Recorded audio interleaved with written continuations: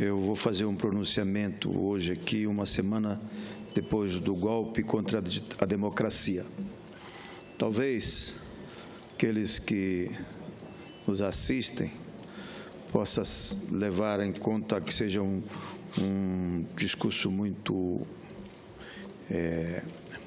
radical, mas o que custou e custará para nós a questão da democracia é fundamental para a gente compreender o momento que nós estamos vivendo e a reação daqueles que construíram a democracia hoje no nosso país. Por isso que nós dissemos que é um golpe a democracia, esse processo de violência contra o mandato da Presidenta da República. Ficou claro a intenção do governo usurpador de implodir o ciclo que se iniciou em 1988 com a promulgação da Constituição, depois de muito esforço e pressão da sociedade civil organizada. Lá se vão conquistas sociais, trabalhistas, ambientais.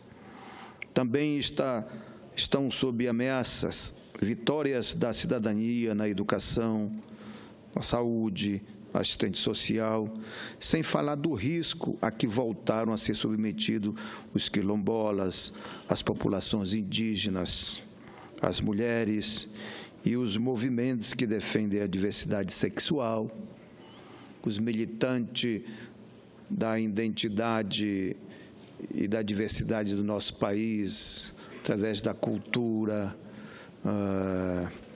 dos costumes, do nosso rico folclore do nosso Brasil, tudo está sob ameaça. Vem aí o desmonte do Estado, a privatização de empresas públicas, novas ameaças à soberania nacional, que desta vez embutidas nos acordos bilaterais que os golpistas já anteciparam.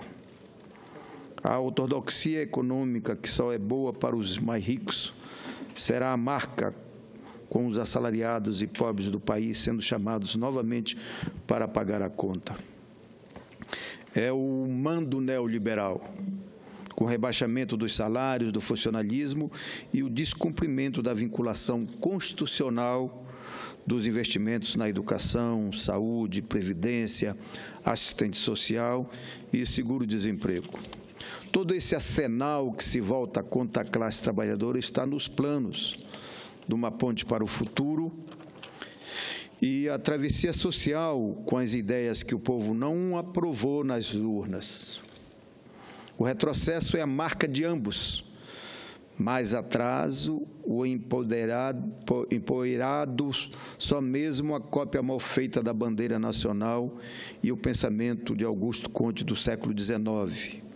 Embora novo, o governo já cheira mofo e promete repressão para implantar todo o atraso social, cultural e econômico que se pretende enfiar a goela abaixo do povo brasileiro.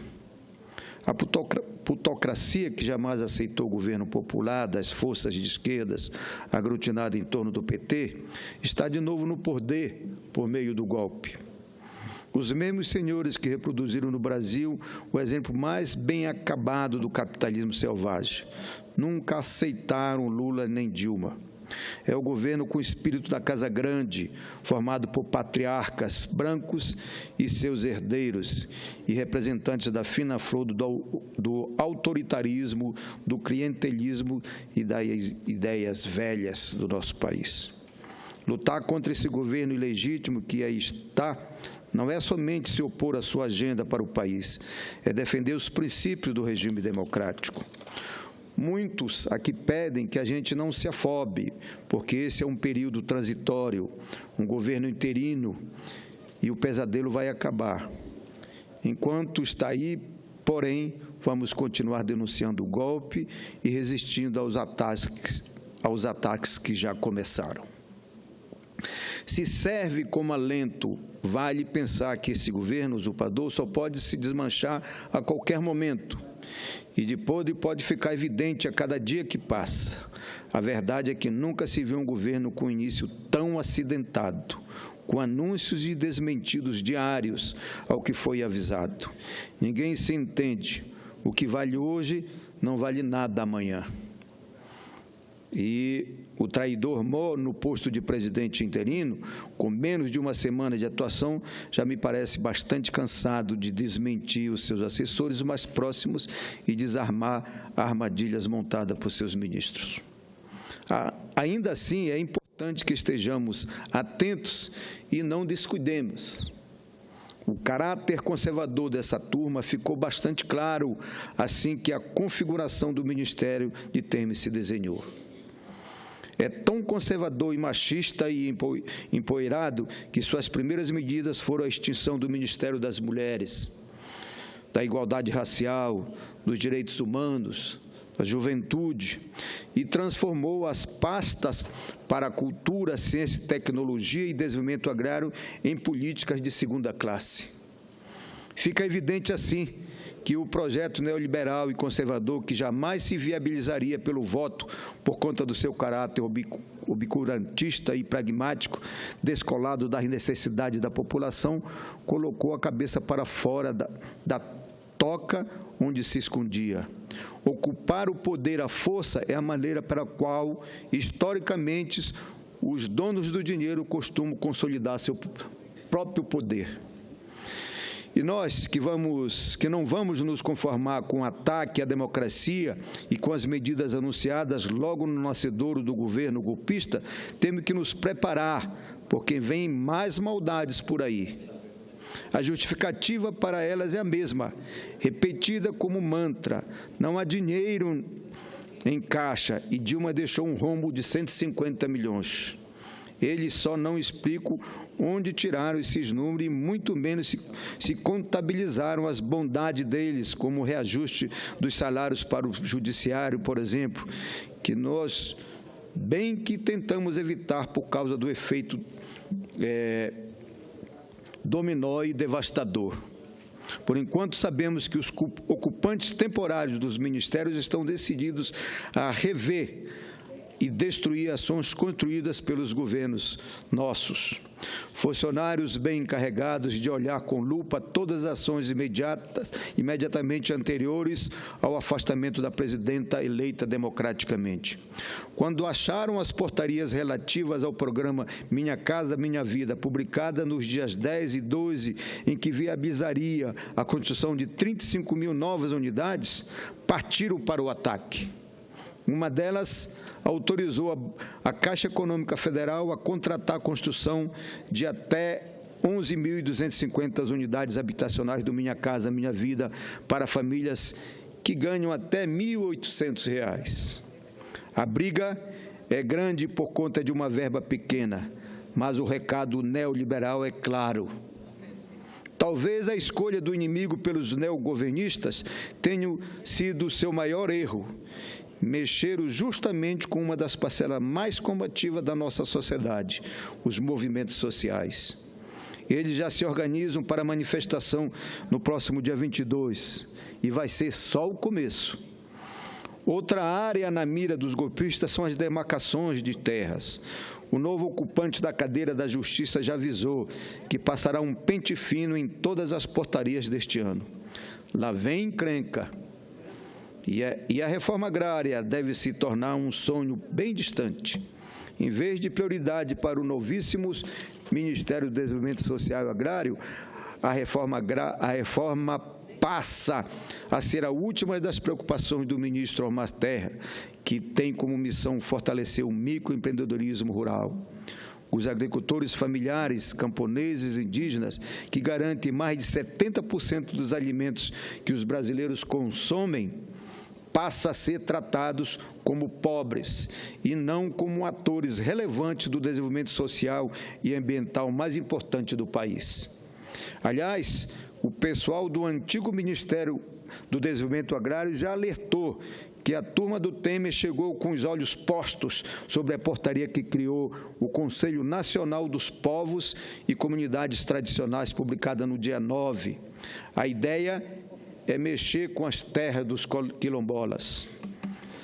mas não vão conseguir, porque para desmontar os programas sociais, esse governo golpista vai ter que enfrentar as ruas, tornar invisíveis os programas que existiam dentro do MDS e cortar 10% dos benefícios não fará com que a Bolsa Família, por exemplo, desapareça. Aliás, 10% é muito, porque Ricardo Paes de Barros, na elaboração do nefasto Travessia Social, propõe que o programa tenha foco nos 5% mais pobres. Ou, se considerarmos que o total de famílias beneficiárias está em torno de 13 milhões,8, restarão apenas 700 mil famílias assistidas. Outras 13 milhões ficarão de fora. Mas, mesmo que eles queiram um programa que é reconhecido mundialmente, que tirou o Brasil do mapa da fome, não acaba só porque a tirania dos mais ricos quer. Até porque o fato é que, como acontece com... Não atacam, alimentam os salteadores quando dividem o butim, os representantes do capital que tornaram o poder há nem uma semana comece a atacar uns aos outros e a levar pancadas. Não é para menos. Um anuncia que vai propor redução da idade para a aposentadoria.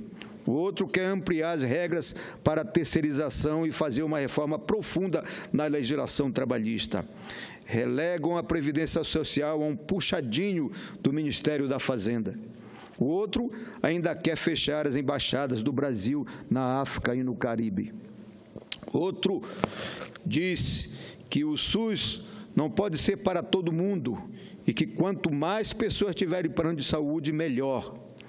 Companheiro ex-ministro Humberto Costa, que foi ministro da Saúde, sabe muito mais do que eu sobre o assunto. Falou ontem aqui sobre o que pode significar mexer no SUS.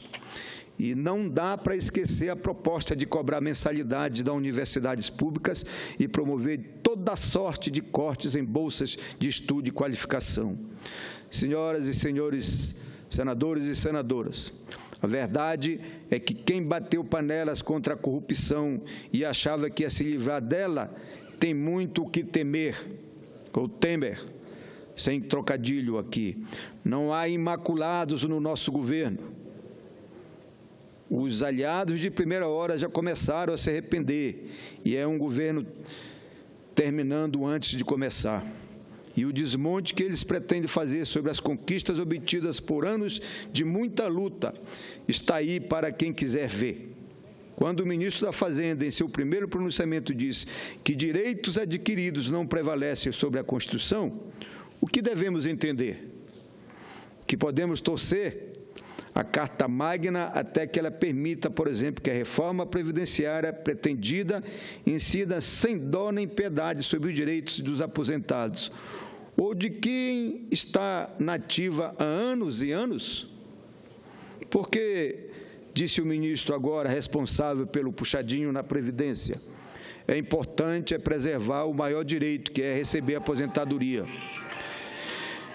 É quase como dizer, quem quer receber alguma coisa, pois então aceite o que estamos dando sem reclamar. E por quê? Porque a Previdência, segundo eles, é um gasto que consome 8% do PIB. E os liberais querem avançar sobre essa gorda fatia do bolo. Para quem não se lembra, na ditadura militar, a política social financiava a política econômica.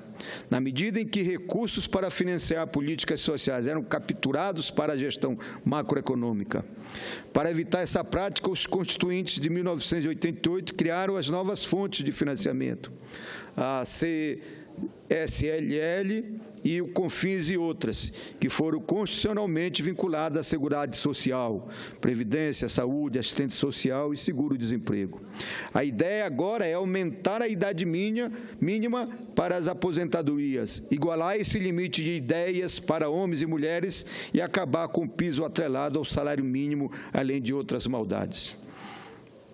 E nós vamos aceitar esse desmonte?